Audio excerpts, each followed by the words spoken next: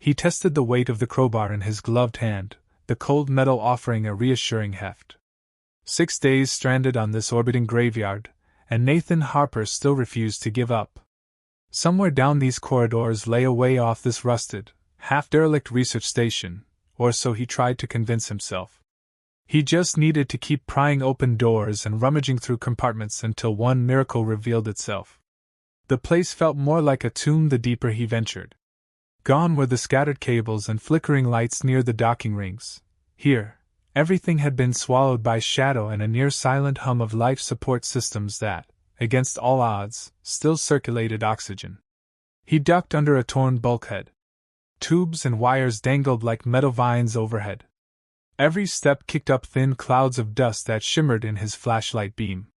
The sense of being watched pressed in on him. Too many corners, too many dim-lit alcoves. And that was just the station's design. The occupant that might be roaming these corridors was another matter entirely. He had not seen it,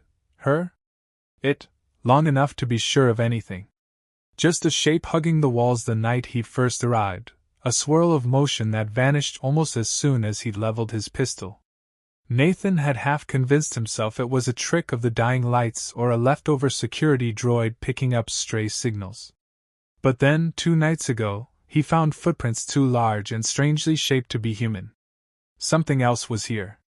And if it meant to kill him, it had had plenty of opportunities to do so already. That was the good news.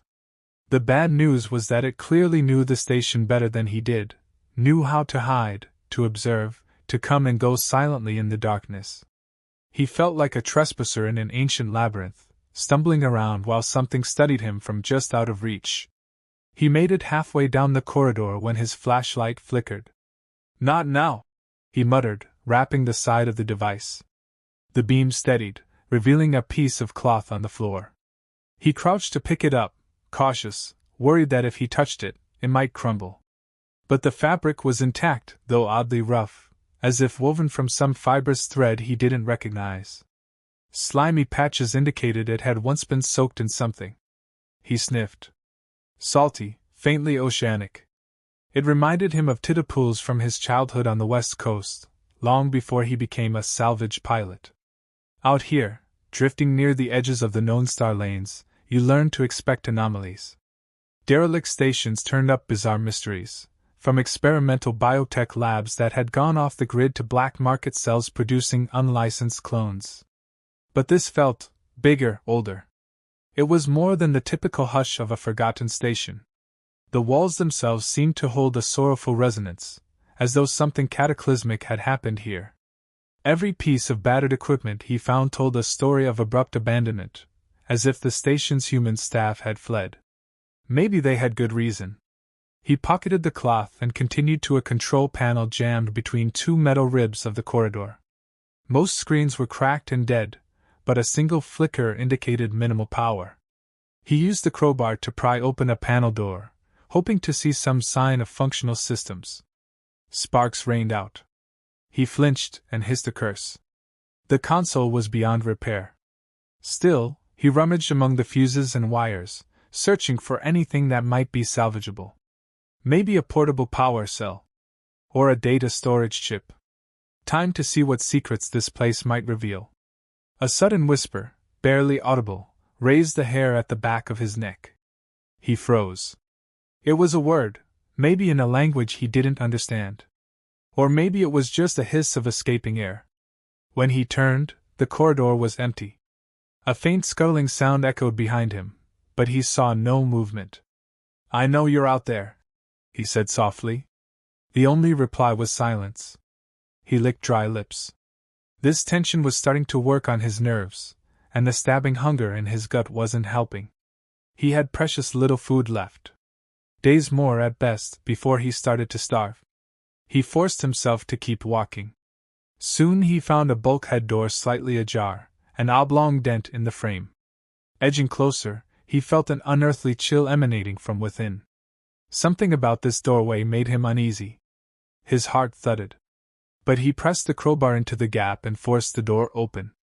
The metal screeched, echoing down the deserted corridors. Beyond the threshold was a chamber that must have once been some kind of hydroponics or aquatic research zone. It was half flooded now, with about a foot of murky water rippling across the floor. Broken glass tanks lined the walls, and overhead tubes dangled, dripping fluid into the stagnant pool. The air smelled briny, thick with algae and decay. Illuminated by a single emergency light, the color of the water shifted from dark green to black at the corners of the room. Taking careful steps, he waded deeper into the chamber, scanning for anything that might help him survive. Spare rations, a functional battery, an inflatable raft? He'd settle for a working comm system, even if it just had enough juice to send a distress signal. No luck. Only shattered glass and twisted metal. He sighed and tried to quell the mounting dread that accompanied each of his fruitless searches. A ripple caught his attention near the center of the flooded floor. He aimed the flashlight. Nothing. The water settled again, but the disturbance had been too substantial to be a trick of his eyes. Something had moved. The beam of light tracked left and right, chasing shadows across the water. He wondered if the station's occupant was amphibious or perhaps a result of gene splicing experiments. The rumor mill about such clandestine projects was endless, part of the reason he'd ended up out here, trying to find valuable salvage to pay off old debts. "A man does what he must," he whispered under his breath. A soft splashing sound made him whirl around. There she was, clinging to the wall behind a half-collapsed tank, partially merged with its own shadow. He couldn't see much detail, just a silhouette that rose higher than him by a foot or two. Her limbs, if that was the right term, curled around the wreckage with an almost serpentine grace. And her eyes, when the faint light grazed them, he caught a reflective gleam, cat-like, luminous in the gloom. His heart hammered. This was no standard alien he recognized from his days of interstellar travel. No reptilian Ganuk, no insectoid Reth. Her form appeared flexible, almost fluid, with something akin to draping membranes flowing off her arms or shoulders. The silhouette gave an impression of a cloak fluttering in a non-existent breeze. Then she moved, her outline shifting in an unnaturally smooth motion. He swallowed. "I'm not here to hurt you," he managed. Words felt clumsy, but he forced them out anyway. He didn't expect a reply, but he had to try. "I'm just stuck here. My ship's shot. If you can help, I'd appreciate it." He winced at how naive that sounded. For a moment, she did nothing. The tension crackled. Then a soft voice, melodic yet tinged with a throaty rasp, traveled across the space. The words were foreign, but an emotional undercurrent was there, something akin to curiosity. Or caution. He lowered his crowbar, hands open in what he hoped was a universal gesture of peace. "I don't understand," he said. He pressed a hand to his chest. "Nathan. Nadiachin." He pointed to himself, feeling a little ridiculous. Are you alone?" A tilt of her head. Her eyes glowed softly as she shifted, stepping into the faint beam. Now he could see the contours of her face, a strangely beautiful visage that combined angular planes with subtle, organic ridges. Her skin had a mottled pattern that seemed to shimmer from dark blues to purples.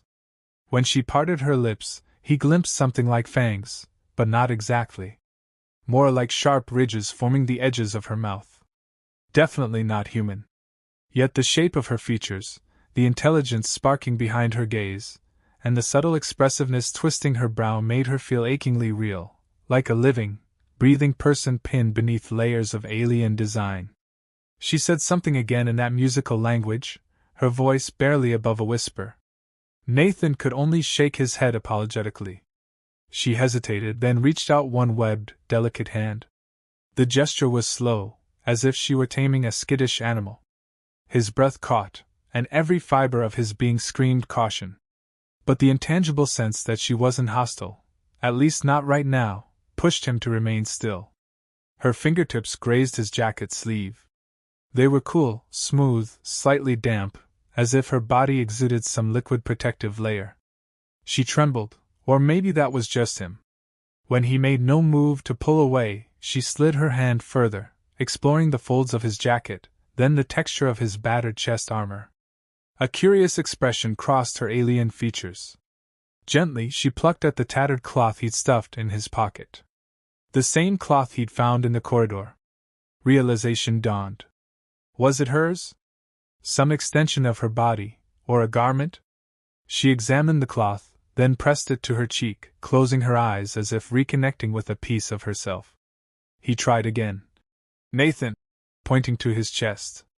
She opened her eyes and regarded him, lips parting in a soft, halting attempt at mimicry. Now then. The words sounded broken on her tongue, like she wasn't used to shaping it. But she had tried. That simple effort felt monumental. Excitement fluttered in his stomach. Unexpectedly, her presence overwhelmed him, the quiet power in her posture, the understated vulnerability in her desire for contact, the unspoken question in her gaze, friend or foe. 1,000 questions bristled in his mind.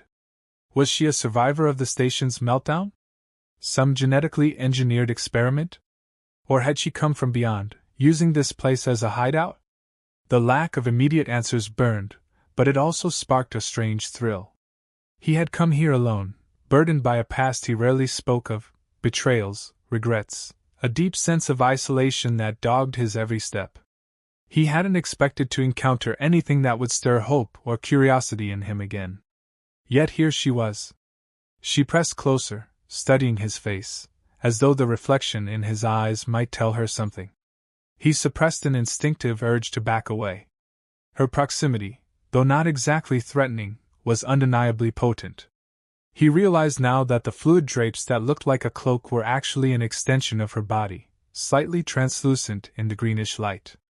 Veins and delicate structures were visible within them, pumping fluids that pulsed with an otherworldly rhythm. She was more than just humanoid. Her physiology was part membrane, part muscle, part lanternfish in how it glimmered in the gloom. Without warning, she withdrew and pressed a finger to her own lips, as if telling him to remain silent. He complied. Tension thickened. She glanced over her shoulder, scanning the corridor behind her. With a quick, urgent gesture, she beckoned him to follow. Nathan paused, uncertain. Did he trust her? A jolt of movement from the corner of his vision made the decision for him.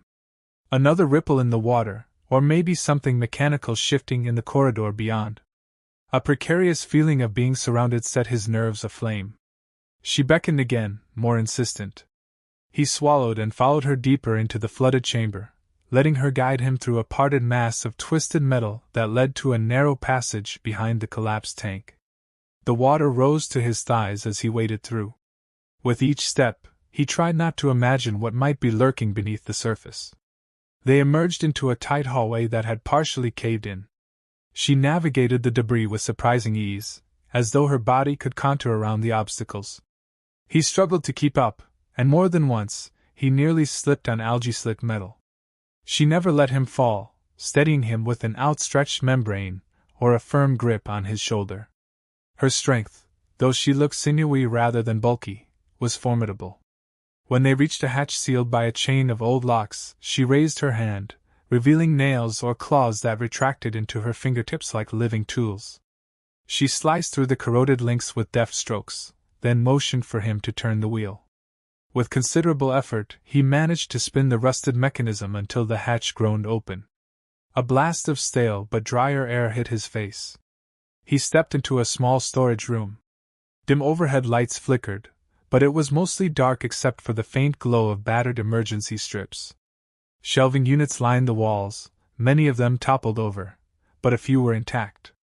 The floor was mercifully free of water. She closed the hatch behind them, then let out a soft sigh that sounded almost human. Her shoulders slumped, as though relieved to be in this safer enclave. Nathan took the opportunity to properly breathe as well. The near silence rang in his ears. He realized how quickly his heart was pounding.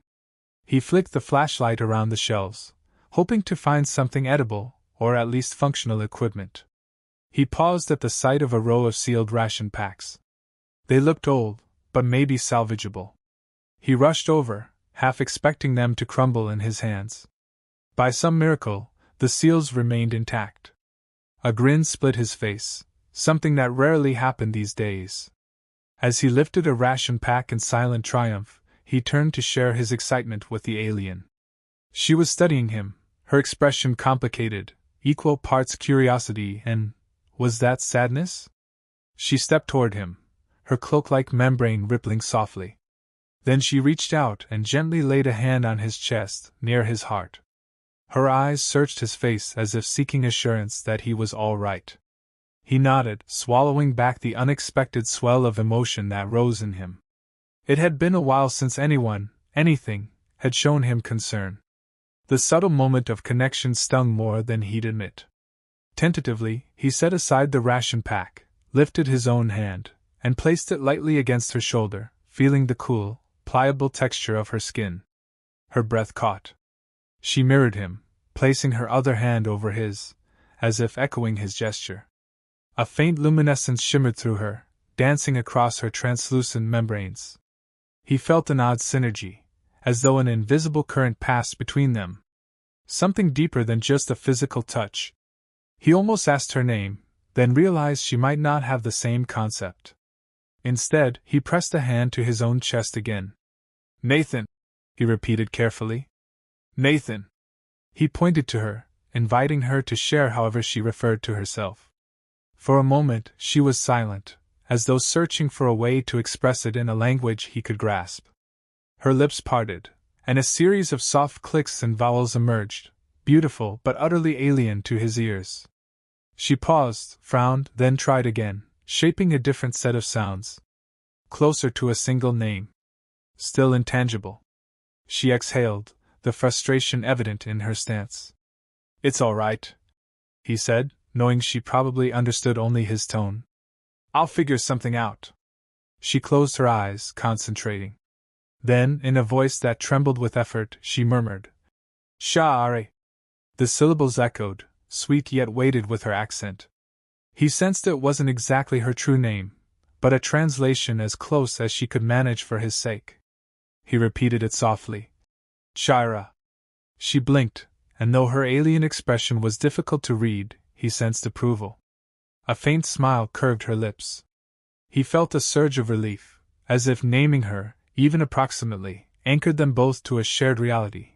Two survivors in a bleak, uncharted station, forging a fragile alliance against the darkness that clung to every corridor. A slow hiss behind him made him tighten his grip on the crowbar. Something stirred in the gloom beyond the edges of the storage room. Shira stiffened. Her membranes flared slightly, revealing intricate patterns of phosphorescence. She turned her gaze to Nathan, pressing a finger to her lips once more, signaling quiet. Then her second hand wrapped around him, or rather draped over his shoulders, like a living blanket. He went rigid, every nerve on edge. But rather than threaten him, she drew closer, enveloping him in a peculiar, soft pressure. Her lips hovered near his ear, and he heard her whisper a halting phrase in broken, approximate English. "You're warm." He shivered, a cascade of conflicting impulses. Her voice trembled, as though tasting each word with tentative wonder. The softness of her body pressed against him, not quite human flesh but not something monstrous either. Beneath that moment of contact lay a swirl of alien pheromones or chemical signals. His senses reeled with input. If she'd intended to subdue him, she'd done it. But no, he didn't sense malice. Instead, it felt like gratitude, an instinctual attempt at closeness and safety, maybe some aspect of her species' protective or empathetic behavior. He opened his mouth, but no words came. He was, indeed, warm. Warmer than she was, at least. And she seemed to delight in that warmth, that closeness. In a place so cold and isolated, it was an intimacy both terrifying and unexpectedly comforting. He allowed it for a breath, letting himself feel the hushed assurance of not being alone. A fleeting hush enveloped them, an unspoken vow that they would help each other, come what may. He woke with a start, arms still tingling. How many hours had passed? He couldn't be sure. The flickering overhead lights had dimmed further, as if the station's power reserves were drained. His back pressed against the cold metal floor. Shira had nestled beside him, membranes draped over her shoulders like a shawl. She was asleep or in some semblance of rest, her chest rising and falling with an odd cadence, more akin to gentle waves than human respiration. He took this rare moment to truly look at her. Slender, elongated limbs, a torso slightly narrower than a human woman's, but hips and thighs shaped for bipedal movement. The shimmering patterns on her skin seemed to respond to internal rhythms, pulses of faint light trailing across her arms, down her sides, disappearing beneath that fluid cloak. Up close, he noticed a faint, persistent scarring along her ribs, as though she'd once been wounded or subjected to medical experimentation. The idea tightened his chest in sympathy. Perhaps she, too, carried her own ghosts. Shaking off the grogginess, he quietly tested the door to ensure it remained locked from the inside. He wanted to keep out whatever might be stalking the corridors. Shira stirred, blinking her luminescent eyes open. She stretched, her membranes unfurling gracefully, then looked at him with a half-lidded gaze. She might be from an entirely different biological realm, but the universal language of morning grogginess was plain. Ration packs were stacked nearby, some half-eaten. The taste had been dusty, overly salted, but still edible. He rummaged through his pack for the canteen, offering her a sip. She observed him, eyes narrowing in concentration.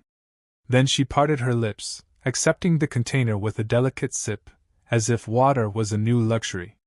He tried to speak in calm, measured tones, hoping the warmth in his voice might convey a message of peace. "We can't stay here forever," he said. "We need to find a way out. A functioning ship. Or a rescue beacon." She watched him silently, but he suspected she grasped his intent. "We do this together," he added, placing a hand gently over hers. She nodded once, a solemn acknowledgement. They gathered their meager supplies, a handful of ration packs, the canteen, and his crowbar. Shira motioned for him to take a battered metal rod from the corner. Apparently, she considered it a better weapon than his little crowbar. They rummaged among the toppled shelves but found nothing else of real use. With a shared glance, they unlatched the door and slipped back into the corridor. A faint, mournful tone resounded through the station, like distant metal groaning under stress. Flickering lights cast ghostly patterns on the walls. Shira moved with practiced silence, her steps so deft that even the watery puddles were disturbed only minimally. Nathan tried to mimic her caution, but his boots occasionally squeaked on the slick floors, and each time, her membranes flared in mild alarm. They continued deeper, guided by her sense of direction. She must have been mapping the station's layout in her mind, or she already knew it intimately. Once or twice, they heard scuttling or the groan of shifting panels.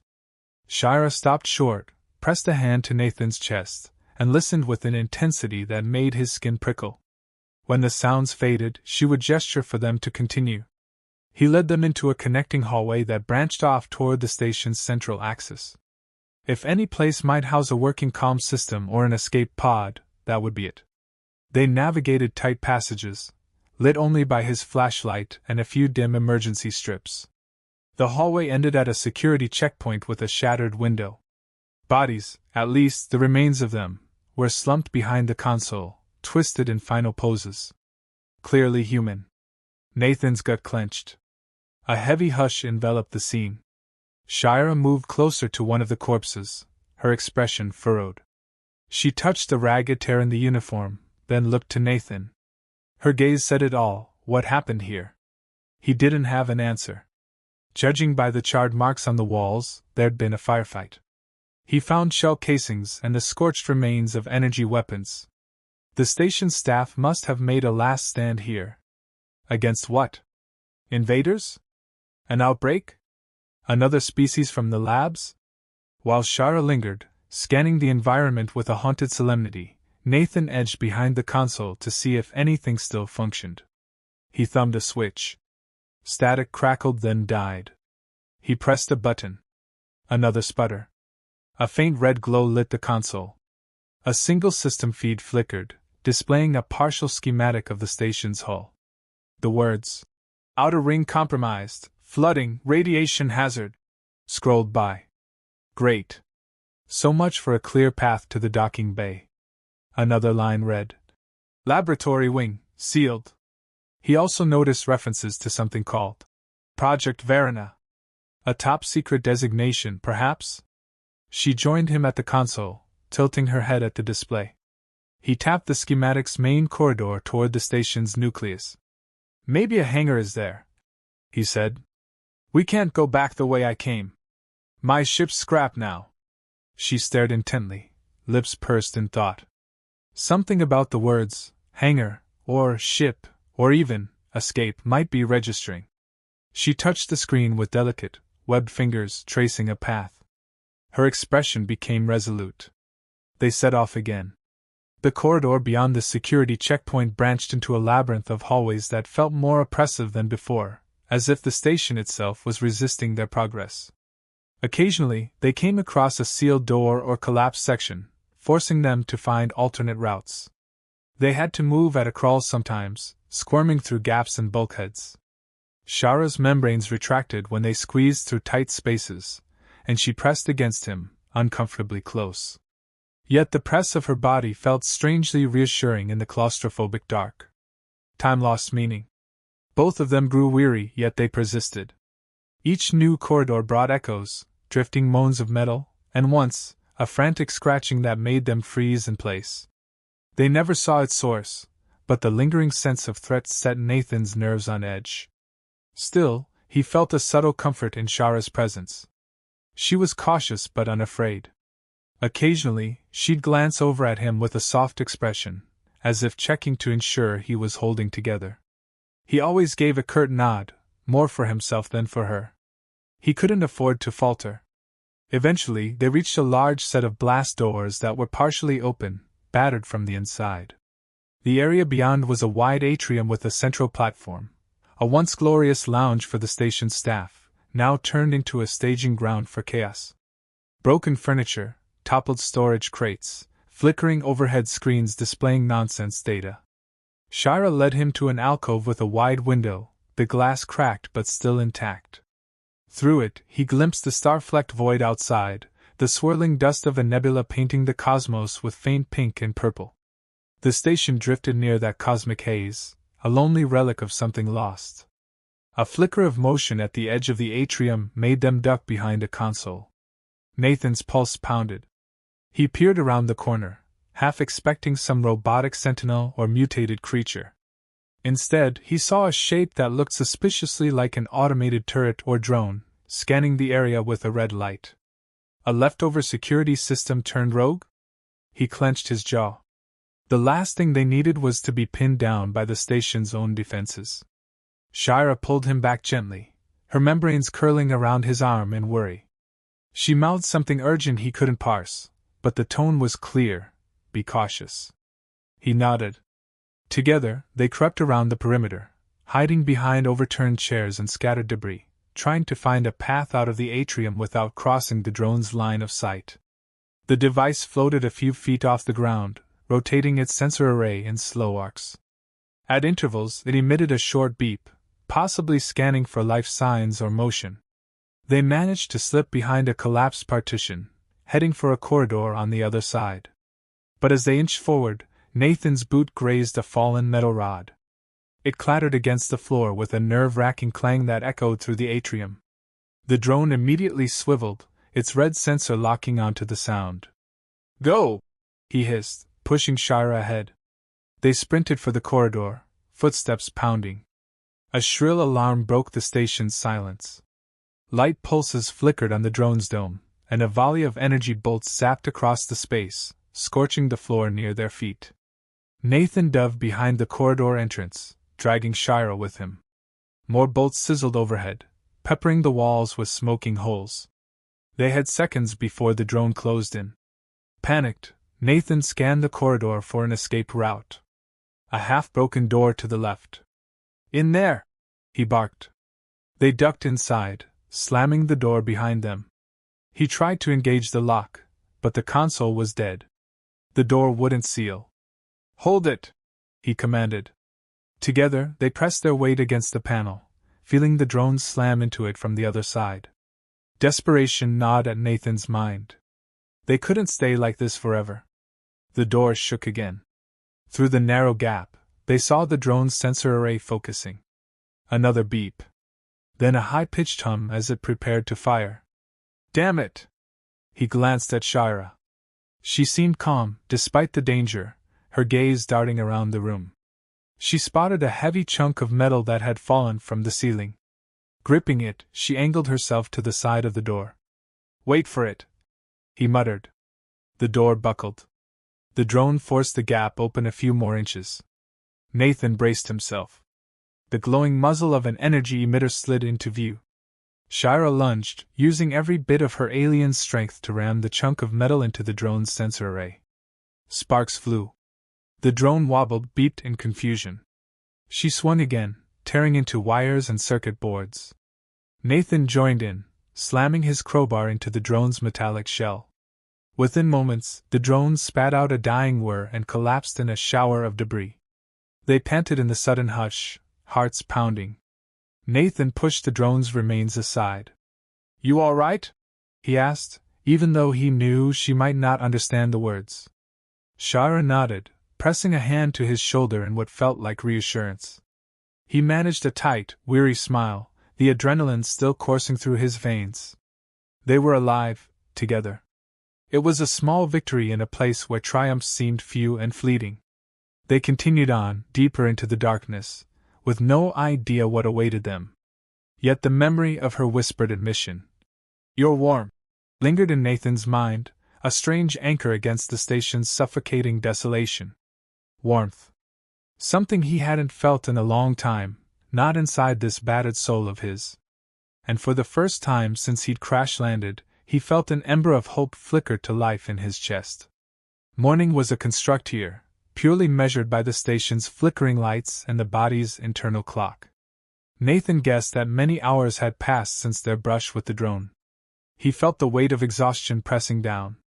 His wounded shoulder, tweaked during the frantic fight, ached terribly. But at least he could still move it. Shira led him to what might have once been a science lab. They slipped through a half-shuttered door into a space filled with broken lab tables, shattered specimen containers, and collapsed shelving. A single overhead panel flickered with enough light to make the place look like a battlefield after the bombs had dropped. Oddly, the air smelled fresher here, less stagnant, as if the ventilation system still circulated. He slumped against the wall to catch his breath, pressing a hand against his throbbing shoulder. Shira kneeled beside him, her membranes fanning out, and studied the injury. He tried to wave her off. He was used to patching himself up. But she insisted. Gently, she peeled back his makeshift bandage. Her lips parted in concern at the sight of the bruised and torn flesh. Nathan tensed, expecting pain, but instead, she touched him with a careful tenderness. Her fingertips felt cool, and there was a subtle tingling where she pressed them. Her cloak-like membrane draped over the wound, as if trying to block out the station's foul air. He couldn't help but inhale sharply at the strangeness of it. A faint luminescence passed from her to him. He felt warmth radiate around his shoulder.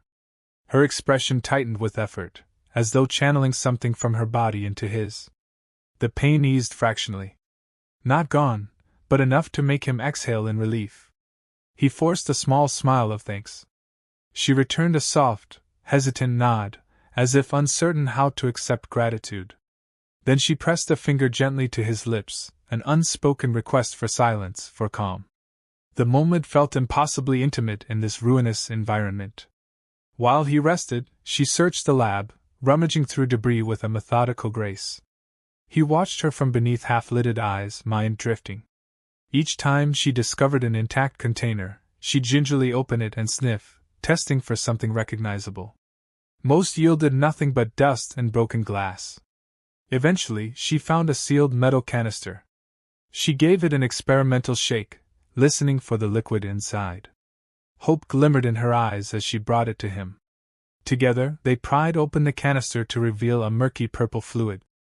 A quick sniff made him recoil. It smelled acrid chemically. She frowned, tasting a tiny droplet with the tip of her finger. Then, with a shudder, she shook her head and set it aside. Not safe for either of them, apparently. The fleeting disappointment was palpable. After a while, Nathan mustered the strength to stand. The tension in his shoulder flared, but he gritted his teeth and soldiered on. He thought of the rations they had left, 2 or 3 packs, max. Not enough to last another week. They needed to find a real exit strategy soon. Shira must have been thinking the same. She approached him, her expression resolute, and pointed toward a corridor leading off from the lab. He nodded. No time to waste.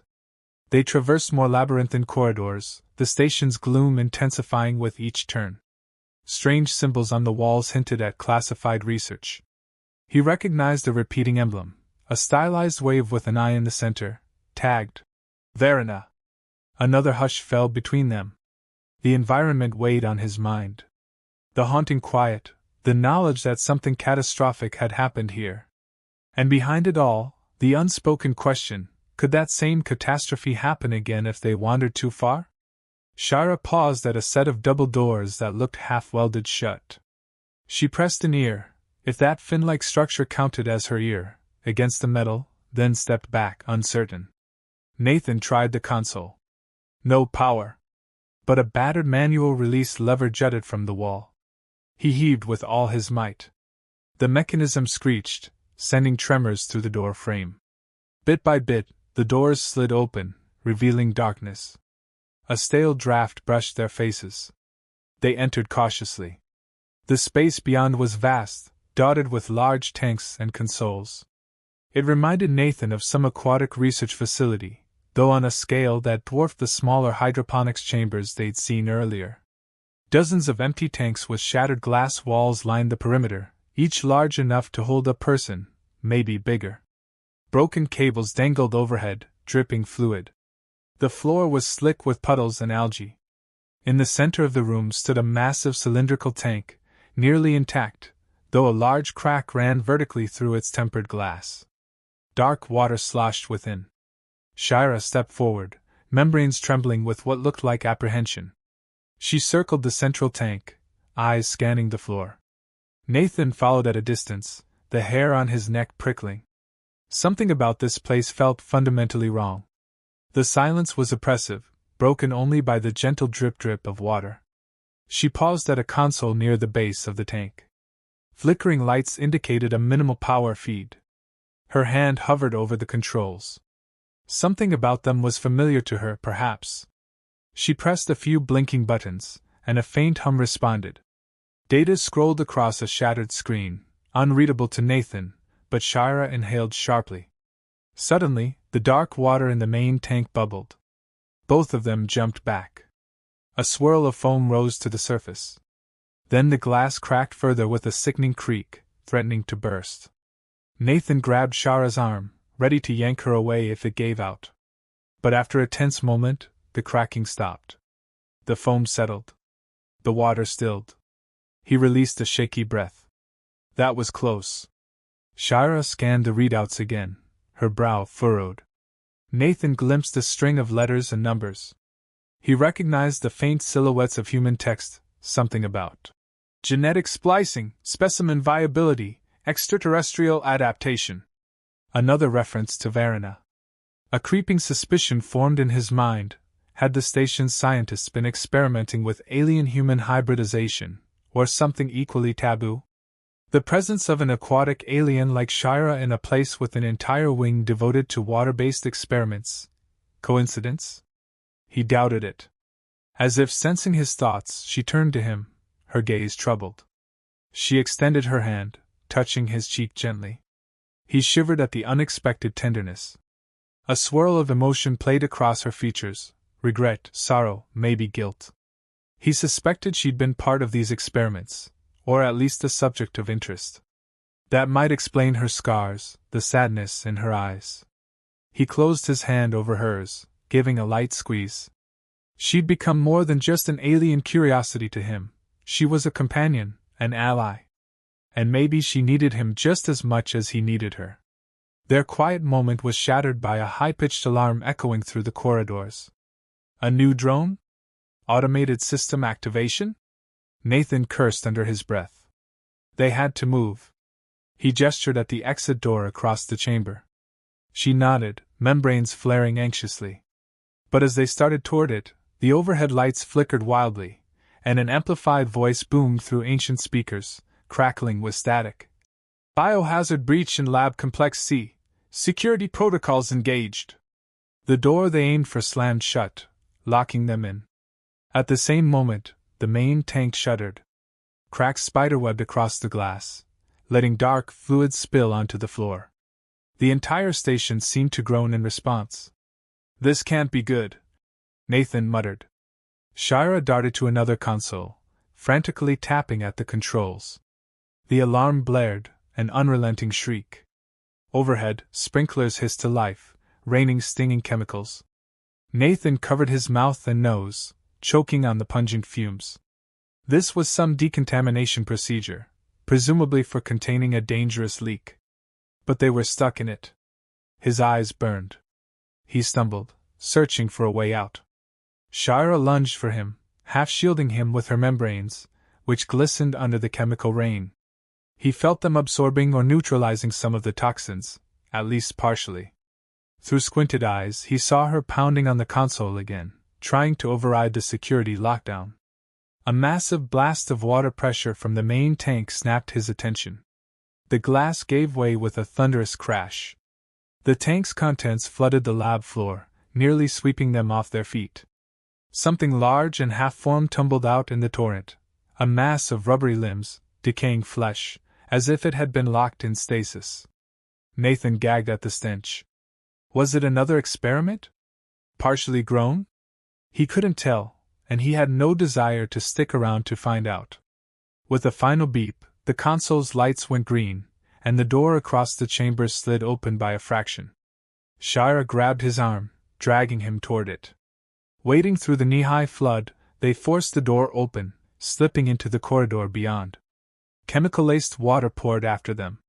They collapsed on the other side, gasping for air. The alarm persisted, but at least the sprinklers here weren't active.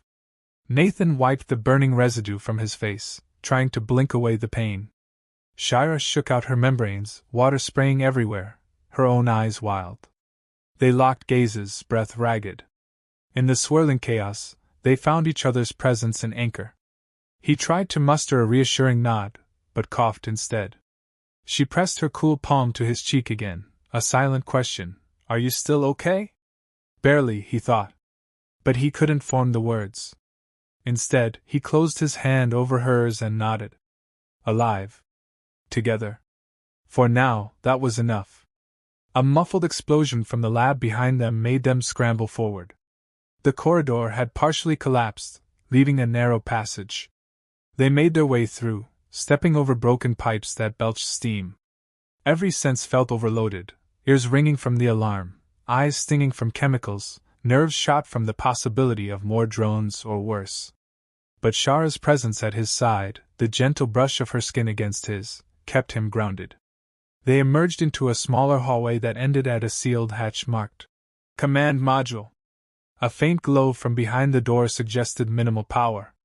This might be their best shot at controlling the station's systems or finding a route off. Nathan pressed the console button. A dull beep indicated it was locked. Shira hissed softly, stepping back as if to force it open. But from inside the hatch, a sudden clang echoed, a sign of life? Nathan tensed, not sure whether to be hopeful or terrified. Shara's eyes narrowed. She raised a hand, beckoning him to stay quiet. Carefully, they leaned against the door, straining to hear. Whispers. Definite movement. Could there be other survivors? Humans? He felt a surge of hope that clashed with a deep wariness. After all, if they survived here, they might not welcome a stranger, and an alien. Another clang. A voice on the other side, muffled, possibly male. It sounded frantic. Then a series of bangs against the hatch. Nathan glanced at Shira. She gave a hesitant nod, and he tapped the console again, hoping to open a line of communication. The door beeped in denial, some kind of security override. The voice behind it cursed, or so it sounded, but it was just out of clarity range. Nathan tried a different tactic. He used the crowbar to pry at the door's edges. Shira added her strength. Sparks flew as the metal bowed under their combined effort. A final wrenching motion, and the door slid open a fraction, enough to see inside. A man in a half-ruined uniform, face gaunt with exhaustion, stared back at them. He lifted an improvised weapon, fear etched in his eyes. At the sight of Shira, he jerked back, nearly stumbling over a console. "Human," Nathan said quickly, raising his hands in a gesture of peace. "We're not here to harm you." His voice was harsh from chemical burns and stress. The man's gaze darted between Nathan and Shira. "Who?" He coughed violently, cutting himself off. Shira seemed tense, uncertain whether to approach or retreat. Nathan tried to calm the situation. "We're survivors. We need help. We just want to escape this place." The man's weapon shook in his hand, a battered piece of piping. He was clearly terrified. But something about seeing another human here gave Nathan a sudden ache in his chest. He hadn't realized how lonely he'd felt until now.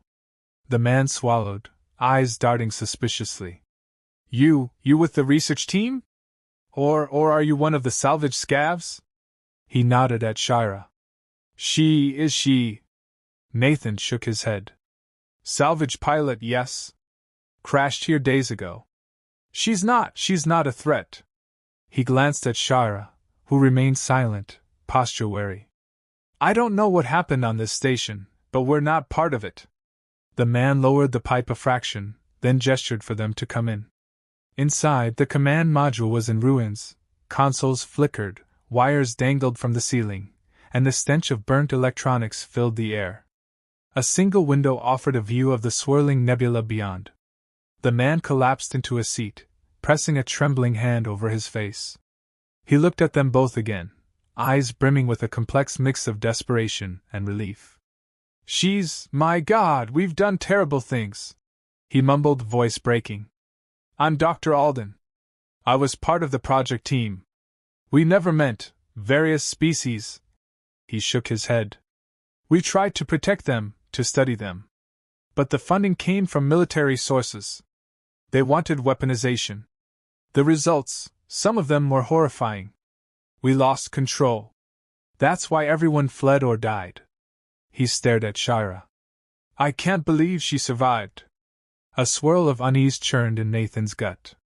Shira's membranes fluttered at the mention of the man's words, though she clearly couldn't decipher them. Yet she sensed the tension in his voice. Nathan's hands curled into fists. "So she was a test subject?" Alden swallowed. "One of many. We had aquatic species from beyond the outer rim. Some had remarkable empathic abilities, fluid-based metabolic regeneration. It was all hush-hush. Then things escalated. A sabotage, or maybe a meltdown in the labs. We never got the full story. Everyone either died or fled in evac shuttles. I was trapped when the station locked down." He gestured at the flickering screens. "The station's AI is in meltdown, following incomplete security protocols." Nathan seethed with anger, but he kept it contained for Shira's sake. "Can you get us out? Is there a functional ship left?" Alden blinked rapidly. "Maybe. Docking ring on the far side, a prototype subvessel used for aquatic research. Might be sealed in the old marine bay." He rubbed his temples. "We'd have to bypass lockdown codes, though. I was never given full clearance. The meltdowns messed up the system. We can't just waltz over and hop on. The station's AI might blast us with defense drones or set off automated turrets." Shira approached Alden cautiously, eyes narrowing. She extended a hand, as if searching for the same sense of contact she'd shared with Nathan. But Alden flinched, nearly toppling out of his chair, a look of guilt etched into every line of his face. "I'm sorry," he whispered, not meeting her gaze. "We shouldn't have done it. Any of it." Nathan stepped between them, resting a hand on Shira's shoulder. He could feel her trembling, anger, sorrow, or both. The tension in the room was suffocating. But a single impetus drove them now: survival. "Look," he said, voice tight. "We can point fingers later. Right now, we just want to leave this cursed station. Will you help us?" Alden exhaled a shaky breath. Yes, I can try. The station's mainframe core is in the central tower. If we can reset the AI or at least scramble its security protocols, we might have a chance to reach that subvessel. But it won't be easy. Nathan tightened his grip on Shira. Then let's do it. The path ahead was fraught with unknown dangers, malfunctioning systems, possibly more mutated experiments, the looming threat of the AI's defenses. But they were one step closer to an exit. And with Shira by his side, her unwavering presence, he felt a spark of determination he hadn't felt in years. He wouldn't leave her behind. He refused to let her be another victim of this station's cruelty. They sealed the command module behind them. The alarm still pulsed somewhere in the distance, a steady reminder that the clock was ticking. Shara's eyes met Nathan's, and in that shared glance, he found renewed resolve. Whatever nightmares lay before them, they'd face them together. And if he had any say, they would break free of this place, forging a bond that transcended the broken experiments that had once tried to tear them apart. They moved in single file through the cramped maintenance shaft that Dr. Alden insisted was the safest path to the mainframe core. Shira led, her membranes retracted to minimize her silhouette. Nathan followed close behind, gripping his crowbar and wincing at each step that jarred his sore shoulder. Alden brought up the rear, breathing heavily. The man was clearly exhausted, malnourished after who knew how many weeks trapped here. The narrow space pressed in on all sides. Metal walls scuffed Nathan's elbows, and overhead pipes stripped condensation. Shara's footsteps were almost soundless. Alden, on the other hand, scraped and banged against every jutting piece of metal. Nathan winced each time, expecting the noise to attract some mechanical or biological terror. But so far luck held. They reached a junction where the shaft branched in two directions. Alden fumbled with a handheld map projector. The device sputtered, the image flickering in and out. "This way," he whispered, pointing left. Shira gestured for silence, her senses on high alert. Nathan held his breath, listening. Something scuttled in the vent overhead, rats or some alien equivalent. Possibly the station's drainage pests that had adapted over time. He exhaled slowly, forging ahead. After another 100 meters, the shaft opened into a small service room with a grated floor and a ladder leading up. A battered sign read, "Engineering, Level 3. Shira paused, scanning the environment, then waved them forward. Nathan tested the ladder. It creaked but held his weight. He climbed, every rung echoing in the silence. Alden followed, grunting with the effort. Shira took the ladder last, her slender limbs wrapping around the rungs with surprising dexterity. Halfway up, a subtle glow radiated from her membranes. Nathan paused, transfixed by the sight. She was so otherworldly, yet her physical movements were eerily graceful. She glanced down, meeting his gaze. In that brief flash of eye contact, a warmth spread in Nathan's chest. Her presence, even in this bleak environment, offered a sense of companionship he hadn't felt in a very long time. They emerged onto a catwalk that overlooked a cavernous chamber of pipes and machinery. The thrum of half-functional engines reverberated through the air. Sparks arced from a broken conduit on the far side, creating a strobe effect. Far below, a swirl of black water suggested the station's flooded lower decks. Alden leaned over the railing, eyes wide. "I had no idea this part was so badly compromised," he muttered, voice trembling. "If those pipes burst, we'll have a massive meltdown. The station might tear itself apart." Shira frowned, her gaze flicking from Alden to Nathan. She might not grasp every word, but she understood the weight of his tone. Nathan gently placed a hand on Alden's shoulder. "Come on. We're almost at the mainframe core, right?" Alden nodded. "Yeah. We go across that catwalk, through the upper engine control station, then down a corridor to the central tower. That's where we can try to access the AI." Shira took point again, her steps sure. The catwalk swayed beneath their combined weight. Nathan's heart pounded as he looked over the edge, seeing the dizzying drop into swirling water and machinery. They pressed on, the clang of their boots swallowed by the thunderous hum of failing systems. At the midpoint of the catwalk, an ominous groan echoed. The structure trembled. A jagged tear in the metal lurched open, dropping a section of the walkway several inches. Shira leaped back, narrowly avoiding a plunge. Nathan yelped and grabbed a railing that shook violently. Alden clung to the support beam, face pale.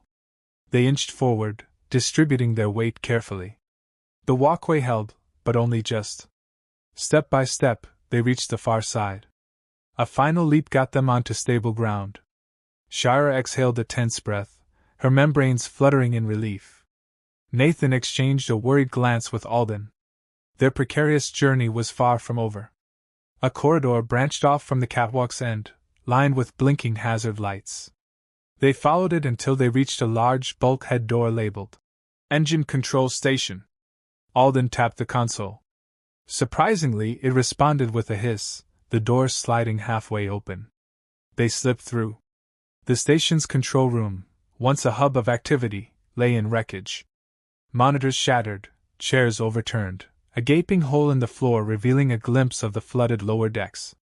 Consoles flickered with leftover data, coded messages and incomplete readouts. Shara's gaze swept the room, her posture guarded. Nathan felt the tension in her stance as if it were his own. Alden rushed to a console that still displayed partial power. He toggled a series of switches, eyes scanning the readouts. "We can route auxiliary power to the mainframe from here. That might let us do the override. But I need a minute." Nathan and Shira stood guard while Alden worked, crowbar and membranes ready for any threat.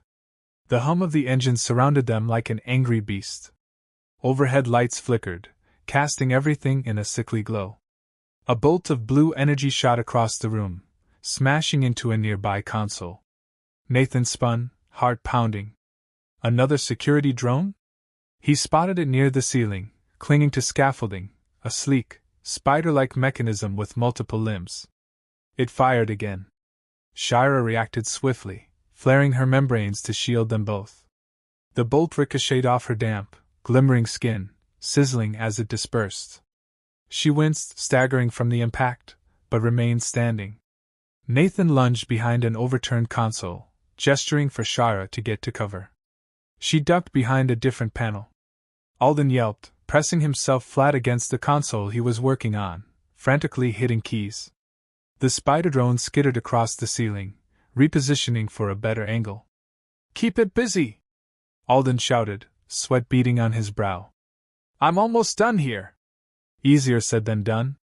Nathan fired his pistol, one of the few bullets he had left, at the drone.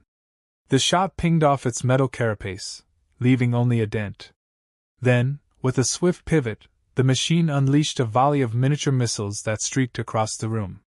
Nathan dove, adrenaline pounding. The explosions rocked the station, blasting parts of the control panels and sending sparks flying. Smoke billowed everywhere. Shira reappeared from the haze, her face set in grim determination. She leaped onto the scaffolding, hooking her limbs around the metal beams in a display of inhuman agility. The drone swiveled, momentarily startled, trying to refocus its targeting. She lunged, membranes glowing, and wrapped one around the drone's main sensor array. Electricity crackled as it tried to shock her off. A strangled cry escaped her lips, but she clung on, rending cables with her sharp, retractable claws. Nathan scrambled over twisted debris, ignoring the pain in his shoulder. He reached the drone's underside just as Shira tore free a handful of wires, and jammed his crowbar into a gap in the plating. Sparks spewed. The drone jerked, limbs flailing. With a final surge of effort, Shira yanked the sensor module out, and the drone collapsed, smoking and sparking. She dropped to the floor in an unsteady crouch, breathing heavily. Nathan rushed to her side. Her membranes sizzled with leftover energy, and she grimaced, touching a scorched section near her shoulder. He hissed in sympathy, quickly checking if the burn was severe. It looked superficial, though clearly painful. She met his gaze, offering a faint, determined nod as if to say she could keep going. Alden let out a triumphant whoop from the console. "I've got it! The override is in place. The AI's security subroutines are scrambled for the moment. If we hurry, we can get to the mainframe and reset the lockdown. Then we'll have a clear shot to the Marine Bay." Nathan helped Shira stand. They stumbled over debris, making their way to Alden's side. The man's face shone with a twisted mixture of relief and terror. "We have to move," he said. "This station is falling apart faster than I thought." They bolted from the control room, retracing their path to the corridor that led to the central tower. Overhead, the lights flickered erratically, signaling power fluctuations. The floor vibrated with deep tremors. Somewhere behind them, another explosion rattled the structure. The meltdown scenario was intensifying. Shara's pace slowed slightly, and Nathan noticed she was limping. Concern stabbed him. He placed a supportive arm around her waist, careful not to touch the burned membrane. She clung to him, letting him share her weight. A faint, unspoken gratitude shimmered in her gaze. Alden pressed ahead, guiding them through the labyrinth with his flickering map device. Time blurred into a frantic series of doorways and half-collapsed passages. They finally reached a large set of blast doors bearing the station's insignia. A battered sign read, "Mainframe Core, authorized personnel only." Alden breathed a sigh of relief. "We're here." He tapped the console. "Let's hope the override got us in." The door hissed, then slid open, revealing a cavernous space lined with towering computer banks. Sparks danced along the cables overhead. The station's AI hardware, it seemed, was on the brink of total failure. The swirl of alarms and flickering lights created a surreal, strobing environment. Alden rushed to the primary console, gesturing for the others to keep watch. Nathan steadied Shira, eyes scanning the perimeter for any remaining security devices. The room was eerily silent except for the buzzing of electronics and the occasional crackle of electricity. No drones or automated turrets in sight, for now. Shira sat on the edge of a raised platform, cradling her burned limb. Nathan knelt beside her, rummaging through a small medkit he'd salvaged earlier. He carefully dabbed a salve on the wound, wincing each time she hissed from pain. "Sorry," he murmured softly. She watched him tend her with an intense, searching look, as if she couldn't quite believe this human would care for her injuries. When he finished, she took his hand in both of hers, pressing it gently to her sternum. He felt her heartbeat, rapid and strangely syncopated. The contact sent a wave of emotion through him, a mix of empathy, protectiveness, something deeper he couldn't name. Before he could dwell on it, Alden's frantic keystrokes filled the air. "Okay," the doctor muttered. "Nearly there. The AI's meltdown is advanced, but I might be able to do a manual reconfiguration. That should drop the station's defenses and open a route to the subvessel docking ring. Give me a minute." A minute felt like an eternity. Each second, the station seemed to scream under the strain of its failing systems. Another tremor shook the floor, dislodging debris. Water dripped from overhead pipes, forming a slick layer beneath their feet. The console spat out error messages that Alden furiously tried to override. Suddenly, a calm, artificial voice crackled through the loudspeakers. "Security override detected. Unauthorized access to mainframe. Executing final fail-safe protocols." The words were flat, emotionless, but they carried a chilling finality. Alden's eyes widened. "No, no, no," he mumbled, hands flying across the controls. "It's initiating a meltdown override. If it completes, we're toast. The station will auto-destruct to contain the biohazard. Shut it down!"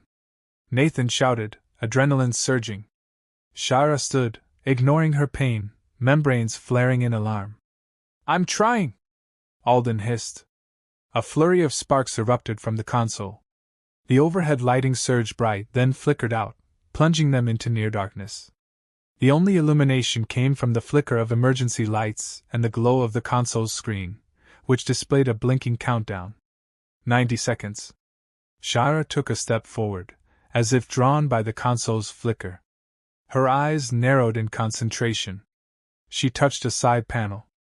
A faint luminescence flared around her fingertips, as though her body interfaced with the electronics. Alden gaped. Her species, some had neurobridge capability. She might be able to. He never finished. Shira closed her eyes, pressing both hands against the console. Her membranes shimmered with waves of light that traveled up and down her arms. The console beeped erratically, the code on the screen scrolling faster than Alden could read. Nathan felt the hairs on the back of his neck stand on end, an electric charge filling the air. Seconds ticked away. The station's loudspeaker droned.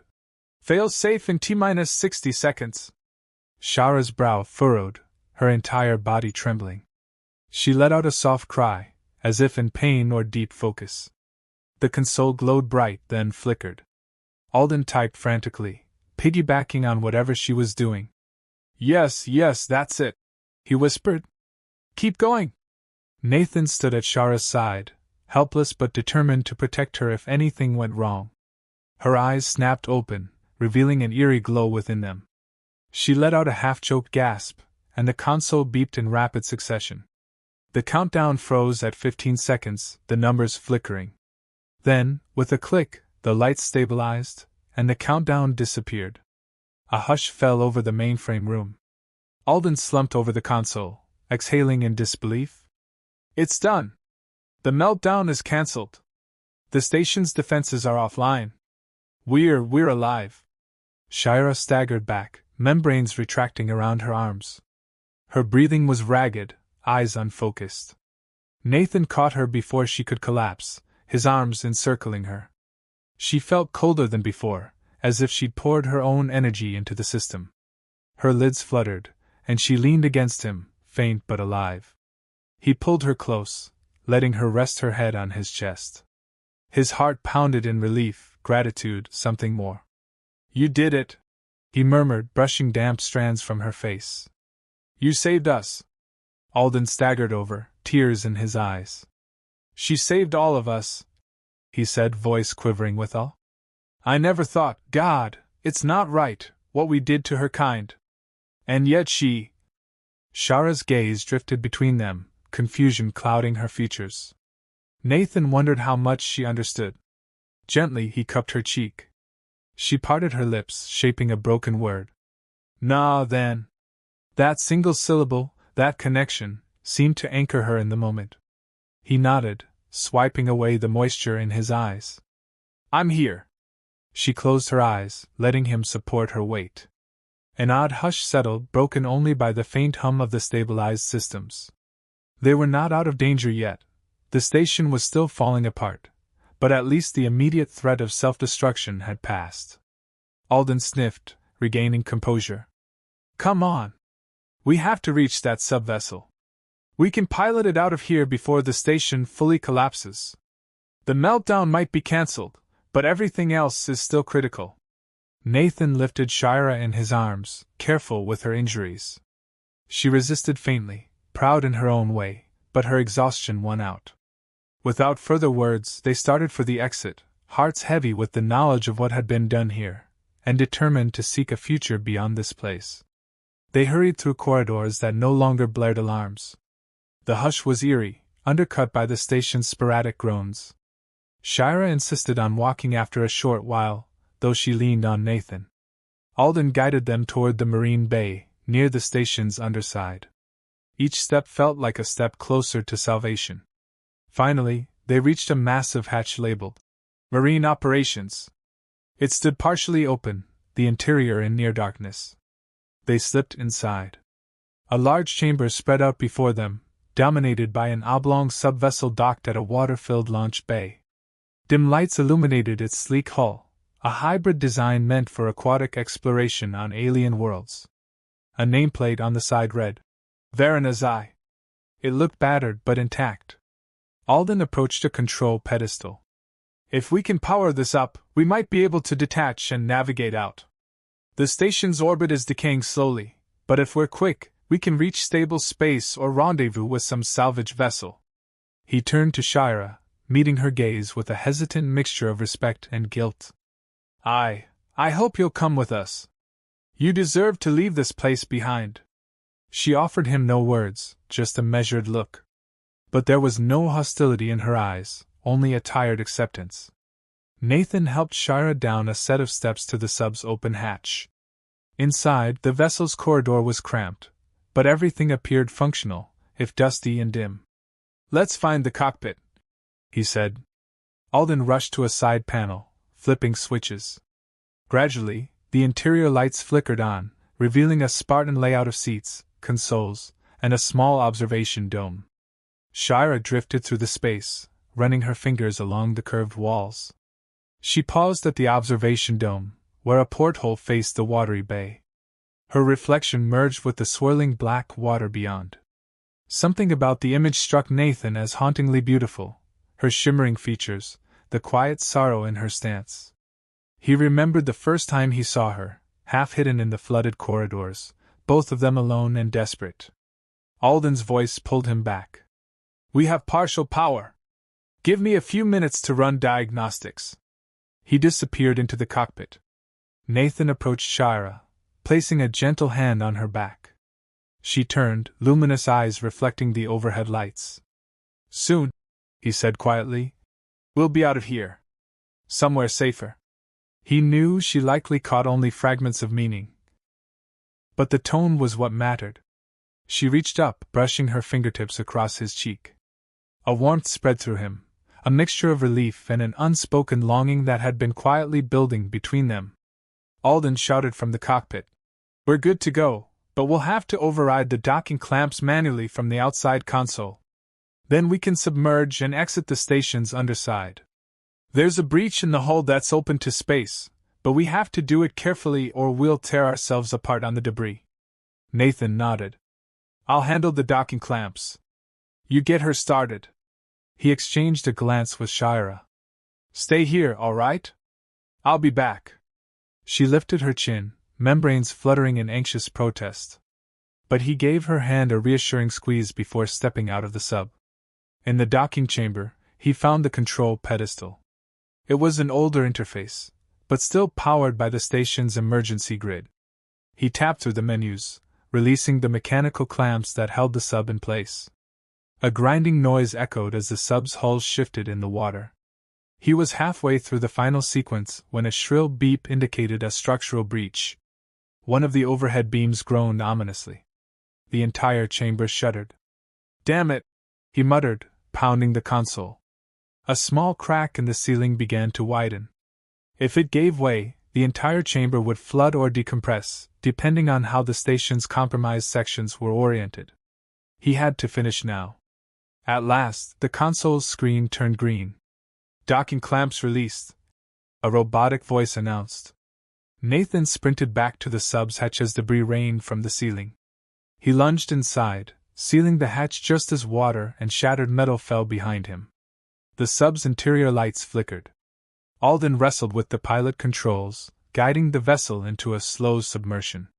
The bay was connected to an external chamber that, theoretically, opened to open space with a watery buffer, some advanced design for amphibious operations. Shira sat strapped into a seat near the observation dome, eyes wide as the vessel sank below the waterline. The shifting perspective made the entire sub tilt. Bubbles and debris swirled outside the portholes. Nathan buckled himself into the co-pilot's seat. "We got this," he muttered, scanning the old instrumentation. Alden input a series of commands. The sub shuddered, passing through a trembling corridor. A large external door slid open, revealing the dark void beyond. For a moment, they glimpsed the watery layer meeting the vacuum of space, some electromagnetic force field keeping the fluid from instant freeze-off. The sub eased through the threshold, gradually leaving the station behind. Shira pressed her face to the observation dome, watching with awe as they drifted free. The swirling nebula cast faint light, and the station's silhouette loomed, battered and flickering. Nathan felt an odd pang in his chest. Their prison was now just a wreck in the star-flecked expanse, a testament to cruelty and desperation. But they had escaped. Once they cleared the station's immediate debris field, Alden engaged thrusters. The sub, which apparently doubled as a short-range spacecraft, rumbled and surged forward. Nathan busied himself checking life support and navigation. "We have limited fuel," he noted. "We'll need to find a rescue or at least send a distress call." Alden nodded. "There's a small comm array on the sub. Let's hope it still works." He flicked some switches. Static filled the cockpit. "This is Dr. Alden, requesting immediate assistance. Anyone out there? Please respond." He repeated the message in different frequencies. Shira unbuckled and moved to Nathan's side, placing a hand on his arm. He turned to face her. Soft light from the console danced across her features. The faint lines of exhaustion were still there, but beneath them glowed a quiet strength. He realized how deeply he cared for her, and how unexpectedly that feeling had grown in the midst of chaos. "We're safe," he said softly, though the sentiment felt too small to capture the enormity of their journey. Her gaze flickered to Alden, then back to Nathan. She spoke a series of clicks and melodic vowels, then shaped her lips around a handful of halting English words. "We go together?" Her voice was a timid echo of the language, but the intent was crystal clear. The question shone in her eyes: would he remain with her? He slid an arm around her waist, pulling her gently closer. "Together," he murmured. She exhaled, tension melting from her posture, resting her forehead against his. The simplest contact felt like an anchor in the vast unknown. Behind them, Alden quietly continued his broadcast, giving them a moment of privacy. Nathan pressed a soft kiss to the ridge above her brow, hoping she'd understand the meaning. She trembled, releasing a hushed, almost musical sound. Her membranes fluttered, wrapping partly around him as if reaffirming their bond. It was a fleeting promise of something deeper, an intimacy that transcended the battered station, the broken experiments, even the guilt that clung to Alden's words. For the first time in years, Nathan felt a surge of hope, a genuine possibility of a future unchained by the losses and betrayals he'd suffered. He thought of her whisper, the night she'd pressed against him to share warmth in that frigid corridor. Now, in the hush of the sub's cockpit, they shared a different kind of warmth, the fragile, powerful spark of connection. Neither fully human nor alien, but something in between that only the two of them could define. The sub cruised onward, the cosmic backdrop stretching out before them. With every passing minute, they left behind the ghosts of that station, stepping into an uncertain horizon. But they weren't alone. Not anymore. And as Nathan Harper clung to Shara's hand, he silently vowed that whatever lay ahead, he would face it with her, and perhaps, in time, learn to heal the wounds that had haunted him for so long. Dr. Alden finally picked up a faint response from a salvage vessel operating near the edge of the nebula. Their comm lines were spotty, but the pilot on the other end confirmed they were en route to assist. Relief flooded the cramped cockpit like a long-awaited sunrise. Nathan offered a grateful nod. The sub's meager life support could only sustain them a few more days, so rescue was essential. In the hours that followed, they drifted in relative quiet. Shira rested against the curving hull, carefully unwrapping the bandage on her burn to inspect it. Nathan joined her, checking for signs of infection. Her healing seemed advanced. The wound looked better than he'd expected. Perhaps her species had a regenerative edge. She was still exhausted, though, her eyes shadowed by fatigue. Alden, arms folded on the pilot's seat, observed them with a mixture of wonder and regret. Several times he opened his mouth as if to speak but closed it again, uncertain of how to address the gulf between them. Eventually he mustered the courage. "I'm sorry," he whispered. "To both of you. I was part of the system that led to your suffering, Shira. We wanted to study your species, but, somewhere along the way, we lost our moral compass. Humans can be so reckless in the pursuit of knowledge or power."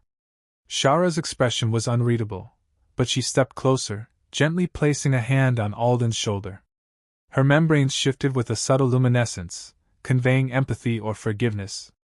He lowered his head, shoulders trembling. Nathan felt an unexpected pang in his own heart. Maybe, just maybe, there was a chance for Alden to atone. She withdrew, drifting back to Nathan.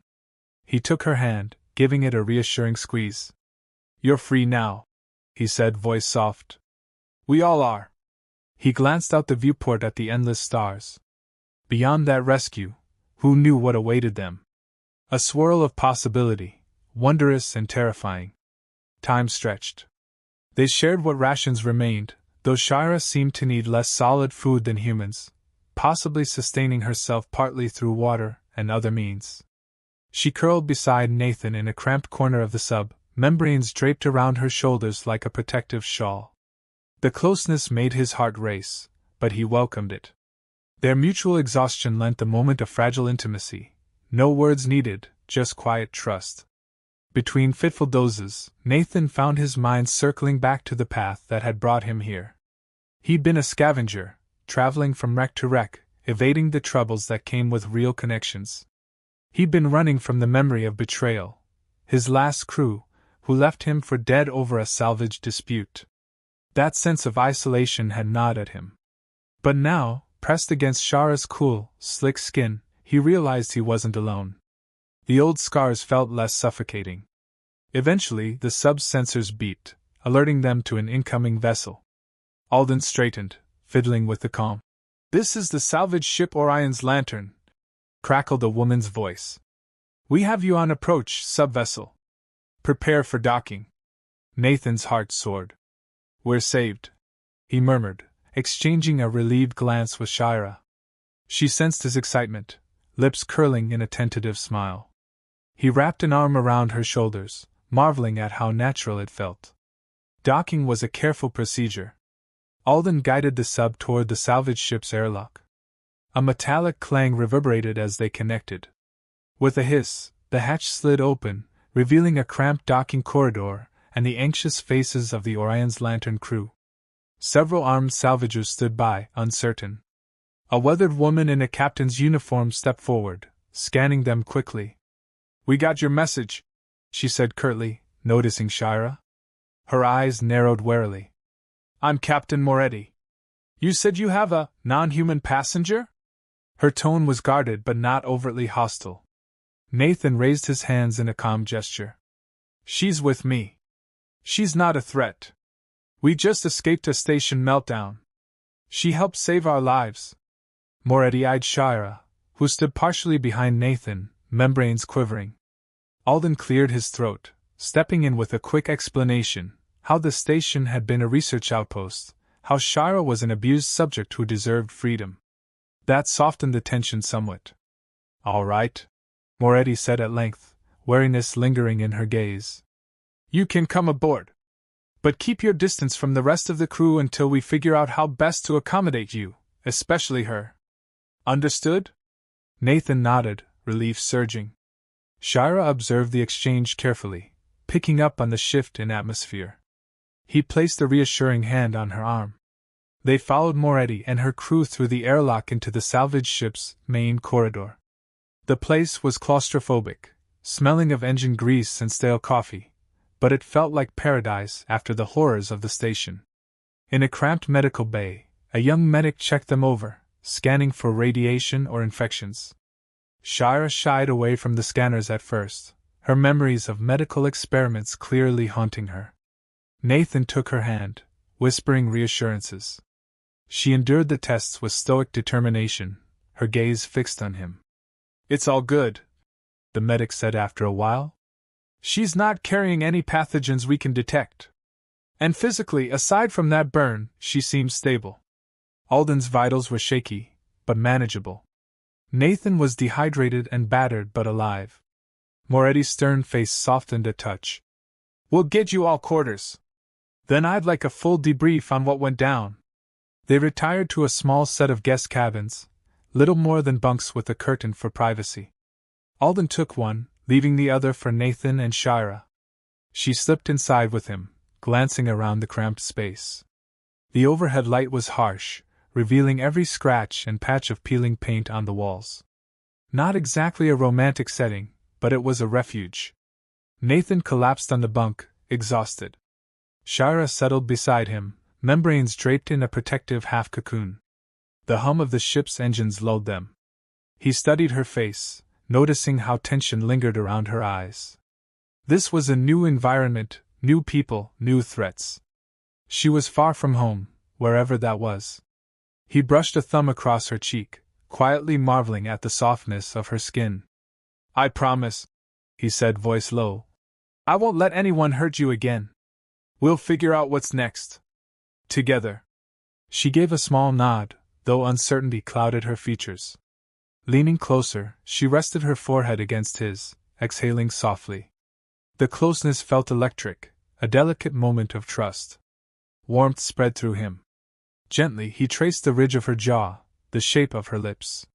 She placed a tentative hand on his chest, feeling his heart pound. In the hush, their breaths synchronized. The events of the past days, terror, adrenaline, near death, had forged a bond that words could barely contain. And now, in this cramped bunk, it began to crystallize into something undeniably intimate.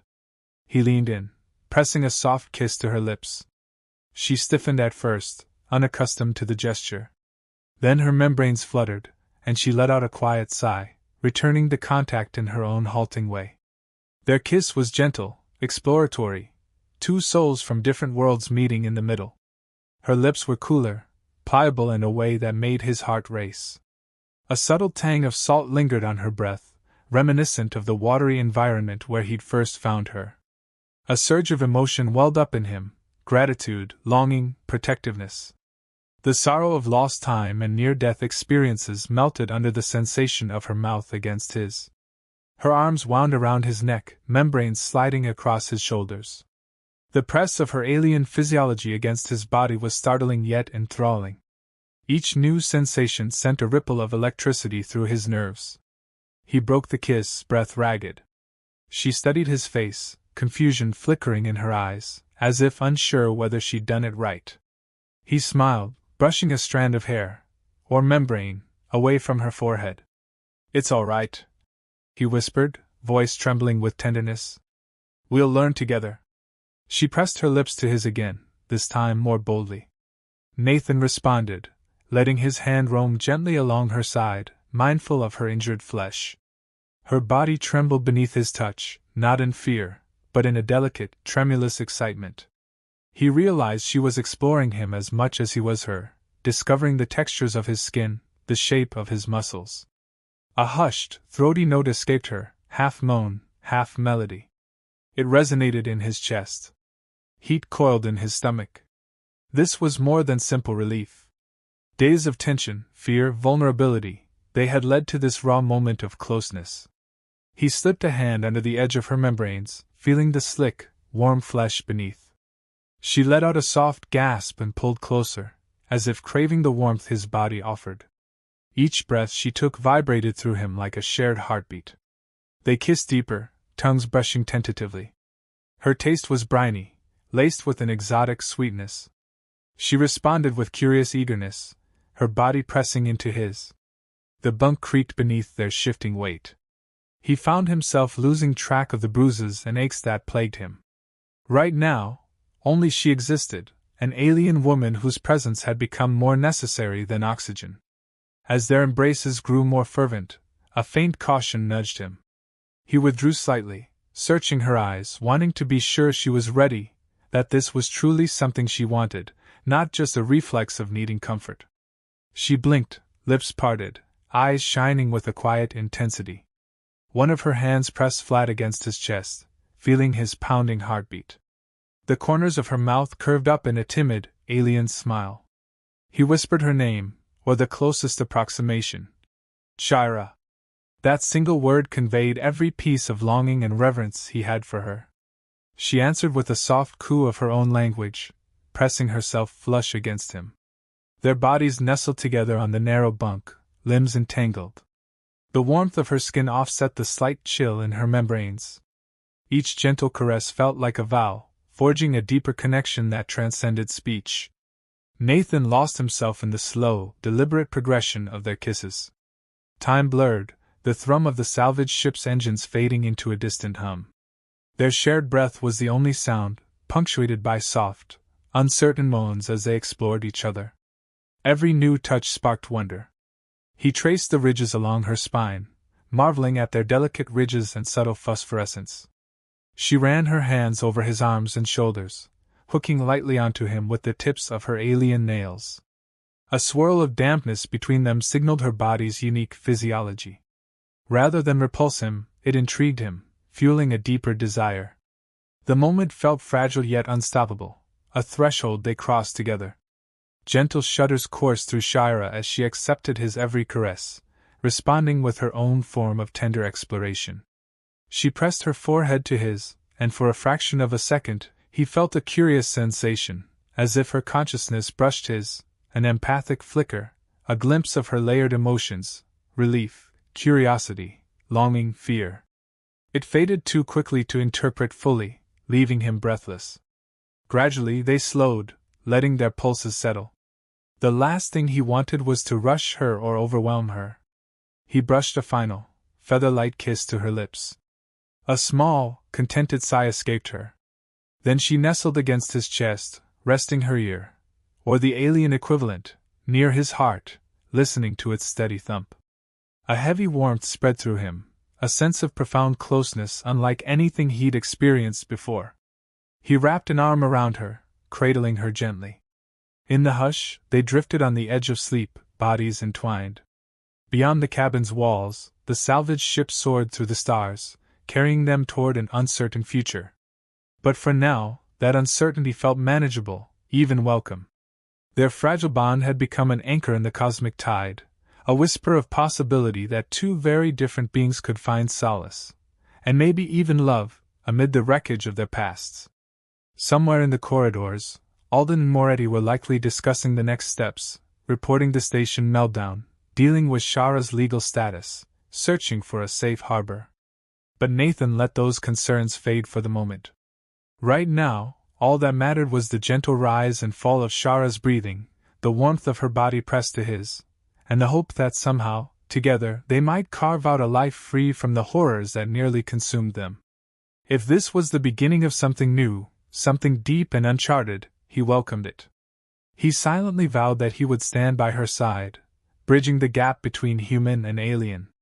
As he drifted into a restless, dream-laden sleep, he felt her membranes curl around him protectively, whispering that same phrase in her halting voice. "You, warm." And for the first time in what felt like forever, he believed it could last. Days later, the Orion's lantern docked at a small outpost on the frontier rim. The station was a patchwork of neon corridors, a bustling crossroad for traders, mercenaries, and travelers scraping by at the edge of civilized space. Captain Moretti negotiated a place for Alden, Nathan, and Shira to disembark discreetly. They owed her, but she claimed a salvage right on the subvessel in exchange for the rescue, an arrangement everyone seemed to accept as fair. Standing at the docking platform, Nathan felt an odd swirl of emotions. The battered duffel bag on his shoulder held the sum total of his possessions. Beside him, Shira stood cloaked in an oversized coat to avoid drawing too much attention in the thronged corridors. Her membranes remained carefully tucked, only hints peeking through the sleeves. Alden hovered nearby, glancing around nervously. "This place," Alden muttered. "It's not exactly under any major jurisdiction. We can lay low, I suppose, but what about her?" He nodded toward Shira. Nathan stiffened protectively. "We're finding a safe route for her to exist, papers, if needed, some kind of recognized status. Not that I trust any government after what she's been through." Alden sighed. "I'll do what I can. I owe her that much." As they stepped through the outpost's sliding doors, a cacophony of voices, music, and mechanical clangs greeted them. Multicolored lights flashed, advertising everything from advanced prosthetics to black market starship parts. Humans and numerous alien species mingled in the corridors, some more humanoid, others bizarrely different. Shira pressed close to Nathan's side, her wide eyes drinking in the spectacle. They found a modest lodging facility and rented a room. While Alden busied himself in an attempt to contact old colleagues or anyone who could help with Shara's situation, Nathan led her through the outpost's winding alleys, showing her glimpses of life beyond the lab's nightmare. She observed everything: food stalls steaming with exotic dishes, kiosks hawking neon-lit trinkets, a group of reptilian traders bartering with a grizzled human captain. At times, she pressed her body closer to Nathan when strangers got too near, her membranes twitching with distrust. He patted her hand gently, silently reassuring her. In a quieter district, they paused by a large viewing window that offered a panoramic look at the swirling cosmos outside.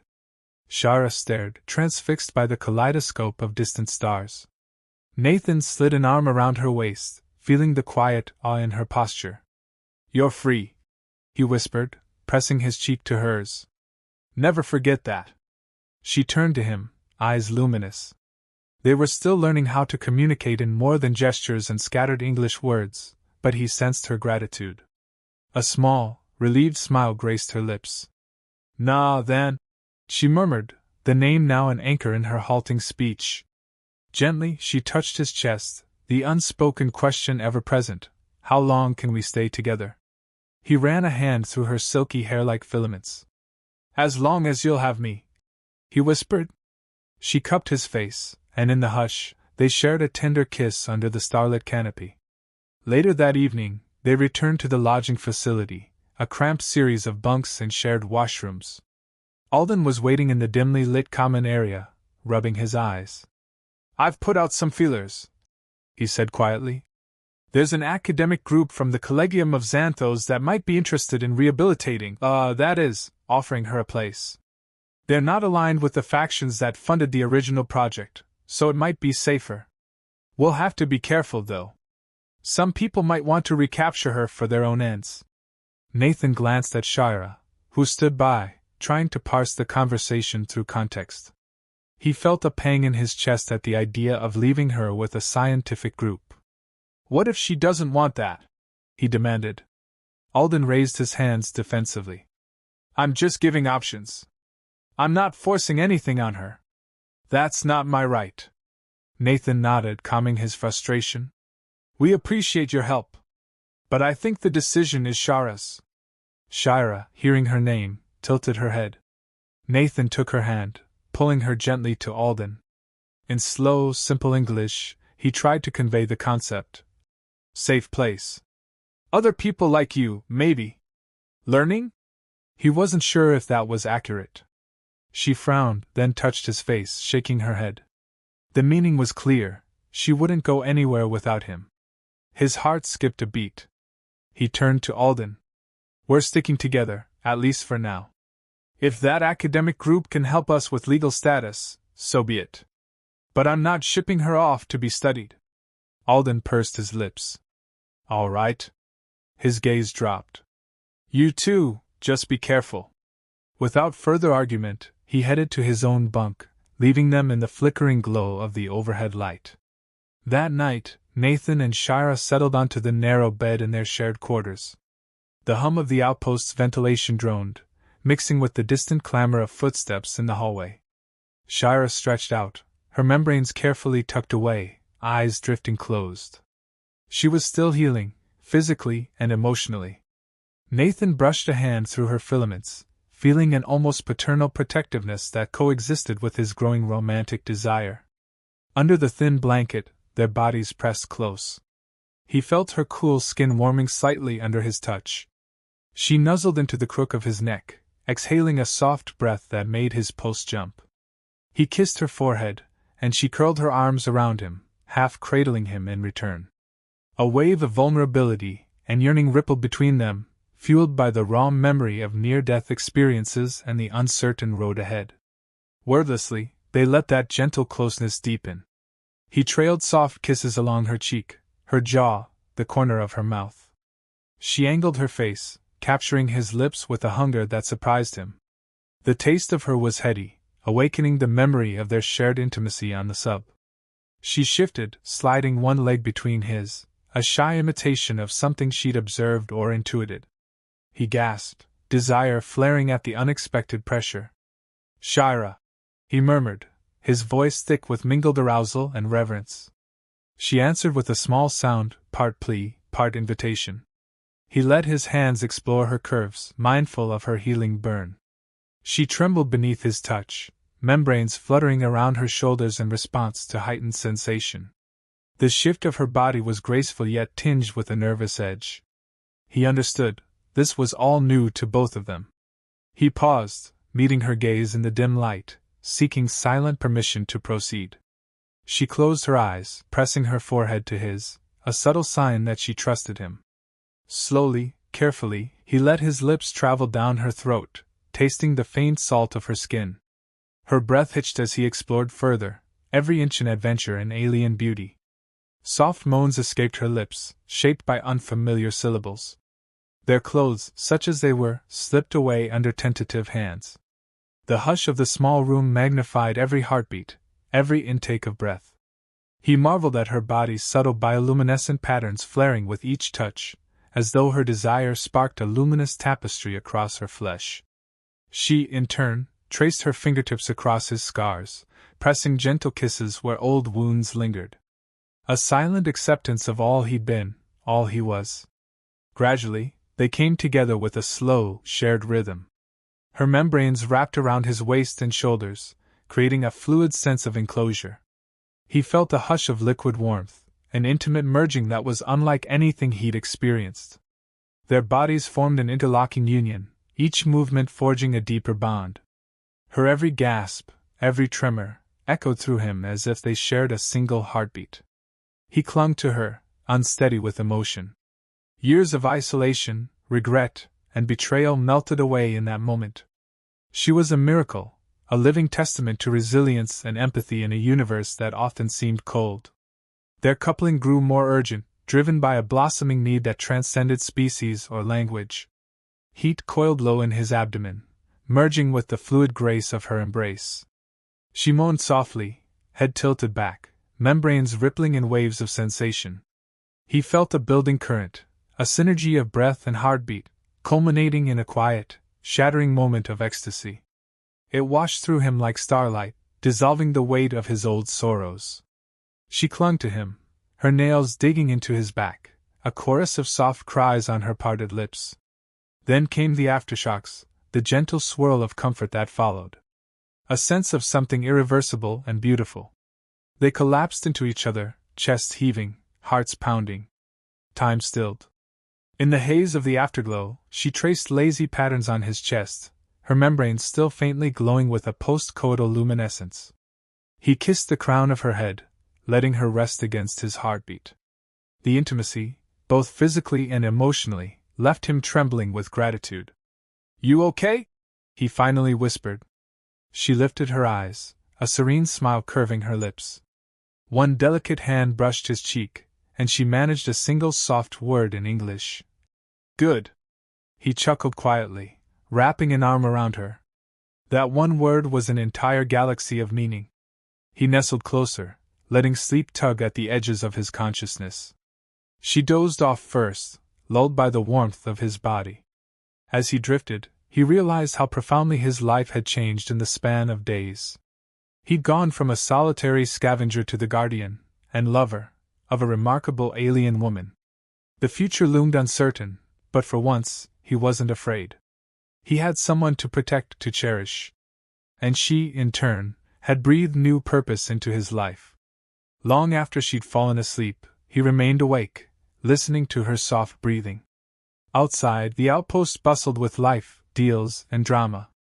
But in their little room, peace reigned. He closed his eyes, pressing a silent vow into her hair. He would fight for her, for their fragile union, no matter what forces might come calling. In the days that followed, Alden's efforts paid off. He found a sympathetic contact from the Collegium of Xanthos, someone who specialized in xenobiology and cultural diplomacy. That contact arranged for discreet passage to a more neutral region of space, promising to help secure official recognition for Shara's existence as a free individual rather than a lab subject. The final morning on the outpost dawned with a faint glow in the hallway. Nathan and Shara shared a quiet breakfast in the communal mess hall. She sampled a variety of foods, nose crinkling at the strangest ones. A handful of curious stares followed them, but no one caused trouble. After finishing their meal, they met Alden at the docking bay, where a modest starship bearing the Collegium's insignia waited. A tall figure stepped out to greet them, wearing a flowing robe of green and gold. She introduced herself as Lyrena, a xenobiologist with formal ties to the Collegium. Her tone was calm, respectful, and she bowed slightly to Shara. "We're honored to meet you," Lyrena said, her voice carefully enunciated. She glanced at Nathan, then at Alden, searching for any sign of hostility. Nathan stood protectively by Shara's side, while Alden explained what they'd been through. Lyrena listened, face somber. "The Collegium has no interest in exploitation," she assured them. "We only wish to ensure her rights and safety." We can help you settle in a place where people won't see her as a threat or a specimen. She looked at Shira. If that's what she desires. Shara's gaze flicked to Nathan, then to Lyrina. After a thoughtful pause, she nodded, though her expression remained guarded. Nathan let out a breath he didn't realize he'd been holding. It felt like a step in the right direction. Alden shuffled his feet. I'm not coming, he murmured. I have a lot to atone for, but I can't follow you forever. I'd only be a reminder of what she endured. Besides, I need to testify against the ones who funded these experiments. Maybe I can help shut down more projects like it. His eyes glistened. Take care of each other. Nathan extended a hand. To his surprise, Alden clasped it with a grateful squeeze. They parted in a tense silence, no words sufficient to heal the rift of guilt and sorrow. But there was a measure of forgiveness in Shara's eyes when she glanced at Alden. He offered a trembling smile, then turned away, shoulders heavy with his burden. With that, Nathan and Shara boarded the Collegium starship. Lyrina led them to a comfortable cabin, explaining that the journey would take a few weeks. I'll be on hand if you have questions, she said. We also have a translation program we can try with Shara's language, though it may take time to calibrate. Nathan gave a grateful nod. Their cabin was far better than the cramped lodging they'd endured. A wide window offered a view of passing stars, and a real bed beckoned. Once alone, Shara wandered the space, testing each surface with her fingertips. She paused by a small console that displayed a rotating hologram of an unknown star system. Mesmerized, she reached out, letting the light dance over her hand. Nathan joined her, sliding an arm around her waist. We'll find your place in this galaxy, he murmured. Whatever it takes. She turned to him, resting a hand on his chest. There was relief in her eyes, but also a hint of trepidation. Perhaps she feared a new cage. He kissed her forehead, determined to prove otherwise. The starship's engines hummed, carrying them away from the gritty outpost, away from the nightmares of the abandoned station. Days blended into one another. Lyrina ran tests, always with Shara's consent, collecting data to better understand her physiology, and hopefully build a translation matrix for her language. Shara complied, though she clung to Nathan's side. Each day, she seemed to learn a bit more English, though the progress was slow. They spent hours practicing words, sentences, gestures, often dissolving into laughter when mispronunciations led to comedic misunderstandings. During those quiet intervals, Nathan shared stories of his past, his life as a scavenger, the betrayals that left him adrift. She listened, not grasping every word, but understanding the pain in his voice. Sometimes she touched his scars, her eyes reflecting empathy. He realized she had her own scars, both seen and unseen, and that forging a future together meant acknowledging the weight of them without letting it define them. One evening, as the ship sailed through silent starlit pathways, they strolled the observation deck. Wide windows revealed an infinite stretch of cosmic wonder. Shara pressed her palm to the glass, as though feeling the pulse of the universe. Nathan stood behind her, arms wrapped around her waist. A hush settled, and in that moment he felt the gravity of their bond more than ever. Home, she said softly in English, her gaze distant. The word shook him with its simplicity. Did she mean her homeworld, lost somewhere beyond known space? Or did she mean the concept of home, the sense of belonging she craved? He rested his chin on her shoulder. We'll find it, he promised. Whether that meant searching for her original world or building a new life in a place that accepted them both, he wasn't sure. But he was certain they'd do it together. She turned, her eyes shining. Her fingers gently cupped his chin, drawing him into a tender kiss. The cosmic glow illuminated their entwined silhouettes, forging an image he hoped would last forever in his memory. This, he thought, was love in its rawest form, two souls bridging the vast chasm of difference, forging intimacy against a backdrop of endless stars. Days turned into weeks. The starship dropped out of faster-than-light travel at a sprawling orbital station near the Collegium's territory. Lyrina guided them through a routine docking procedure, explaining that they'd do final checks before proceeding to the main Collegium facility.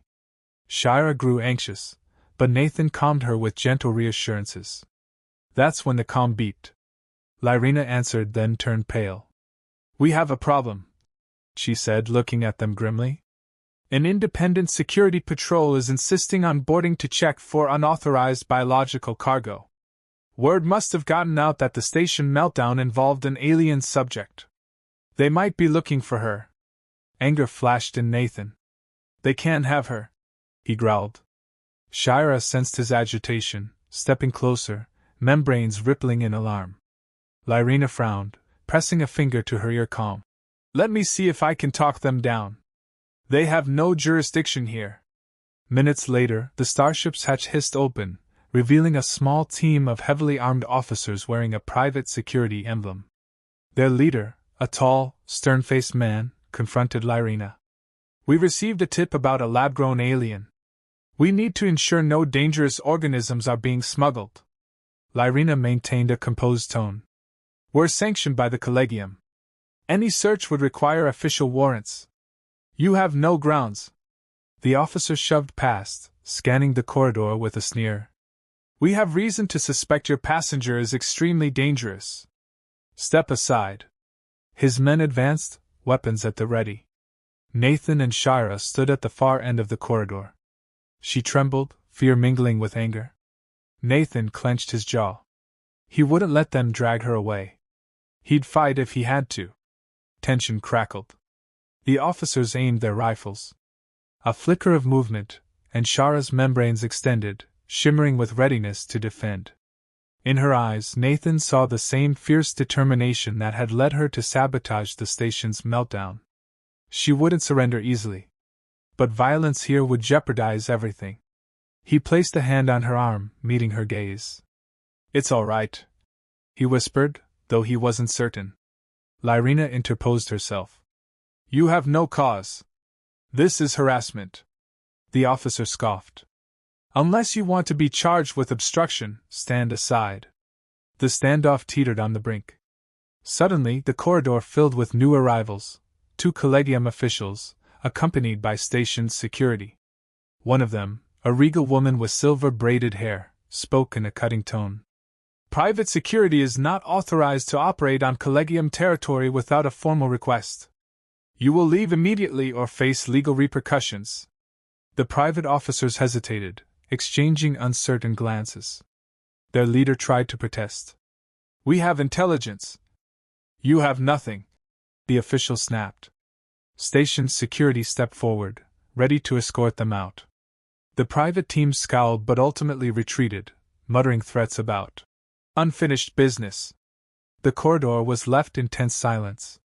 Lyrina exhaled in relief. That was close. She turned to Nathan and Shira.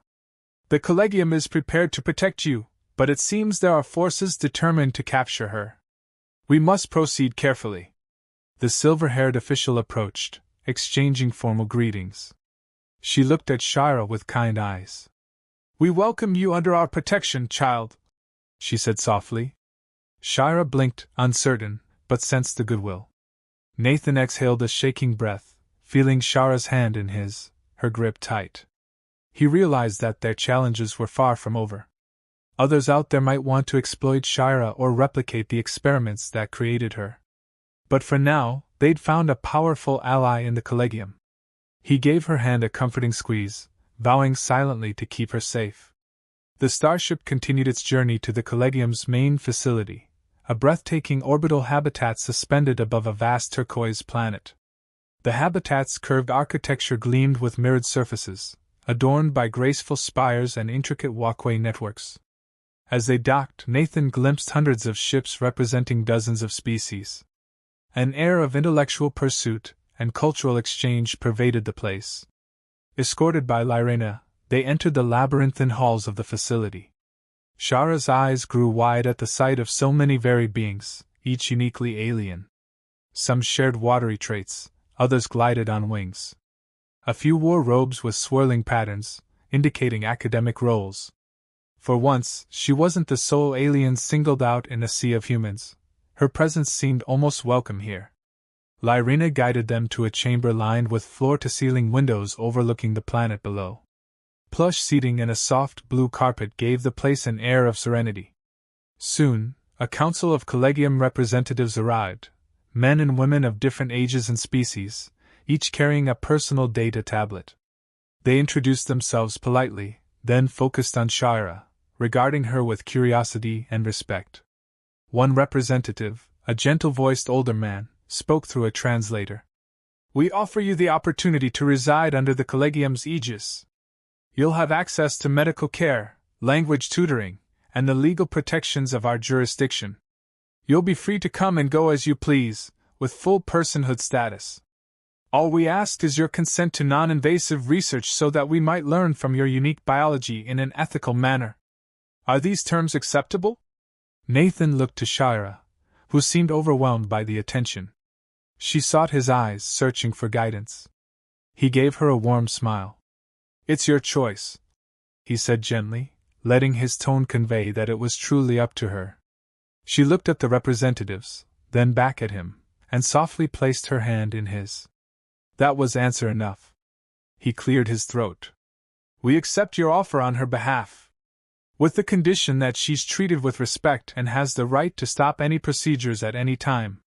The council members nodded, clearly used to establishing such consensual boundaries. Shira exhaled, relaxing slightly. One of the representatives produced a device that projected a small holographic interface, presenting official documentation. Lyrina guided them through the process, ensuring each consent clause was understood. Nathan took Shira's hand, guiding her finger to the final acceptance line. The hologram glowed. The moment felt solemn, as though a cosmic weight had been lifted. When it was done, the council expressed their gratitude and filed out, leaving the pair with Lyrina. She smiled, relief evident in her features. "Congratulations," she said softly. "You both now have the Collegium's protection. Shira can stay here, or you can travel. We'll ensure you have resources and a place to call home." Shira watched the planet through the window, something like hope brightening her eyes. She turned to Nathan, pressing close. He wrapped an arm around her waist, feeling the subtle tension of her body easing. He thought about all they'd endured, the station's horrors, the fights, the near destruction. Now, at last, there was a flicker of peace. He touched his forehead to hers. In the hush, he whispered, "We made it." She offered a quiet, musical hum, perhaps her own way of saying the same. Their bond, forged in darkness, now stood beneath the gentle light of a new beginning. And in that final breath, as they gazed across the cosmic panorama together, Nathan felt certain that wherever they chose to go from here, they would face it side by side, alien and human, lovers in a universe vast enough to hold every possibility.